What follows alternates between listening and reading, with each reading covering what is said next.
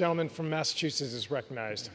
Yeah, Mr. Speaker, let me just say, not only will my Republican friends not condemn the President's outrageous and unacceptable and unconscionable statement today, but they won't even talk about what we're here for. That's what fear looks like. And really, it's unbelievably sad. I'm happy now to yield 2 minutes to the gentlewoman from Pennsylvania, Ms. Dean. The gentlewoman from Pennsylvania is recognized for 2 minutes. Thank you, Mr. Speaker, and I thank you, Mr. Chairman.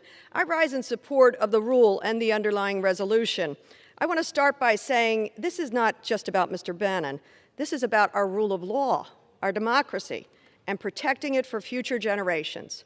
On January 6th, the mob, incited by the lies of a political leader, descended on the Capitol.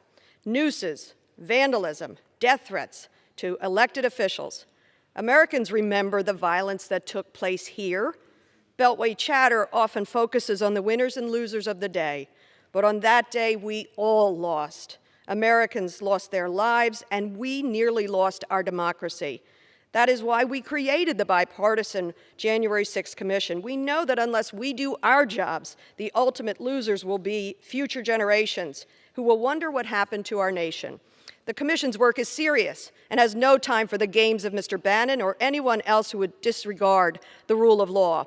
Our Constitution and our courts have made it clear that Congress has the power to investigate. This power is vital to the protection of our democracy, and it must be respected. You know, I think a lot about our late, dear colleague, Elijah Cummings, and his words still sit with me.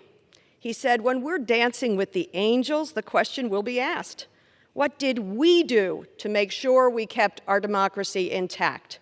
I stand before you with that quote on my heart, thinking of my own 4 grandchildren, and when they learn of January the 6th, they will see a time when America descended into violence, destruction, desecration, when Americans attacked Americans and threatened our democracy. And what did I do? What did we all do to protect our democracy? So I lend my voice to hold Mr. Bannon in contempt and support the Bipartisan Select Committee for their work in keeping our democracy and our future intact. I yield back. Gentlewoman yields back. The gentleman from Massachusetts reserves his time.